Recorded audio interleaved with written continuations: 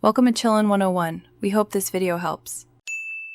You start by collecting and organizing your dataset. Aim for 500 to 2,000 labeled images per class so the model learns variation. Once done, choose Transfer Learning to save time and compute, MobileNet or ResNet work well. Next, structure folders into Train, Validation, and Test using an 80/10/10 split and normalize image sizes. This first push reduces noise and speeds training. It establishes reliable inputs, so subsequent steps focus on learning features rather than fixing data problems. You now perform the core training.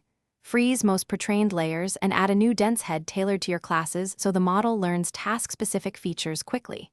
Use augmentation, small rotations, flips, scale jitter, and random crops to increase robustness. Set batch sizes between 16 and 64 depending on memory. Train for a few to a couple dozen epochs, start with a 1E3 learning rate, and reduce on plateau. Make sure to monitor validation accuracy and loss to avoid overfitting and guide LR changes. You finish by evaluating on held-out data. Compute a confusion matrix and per-class precision, recall, and F1 so you know where errors occur. Once satisfied, convert the model to a lighter format like TF-Lite or ONCS for deployment on device or server. If results are poor, first inspect class imbalance and mislabeled images, then tweak augmentation strength or learning rate schedule. Make sure to retrain the head after fixes. This sequence gets you from prototype to a reliable, deployable model.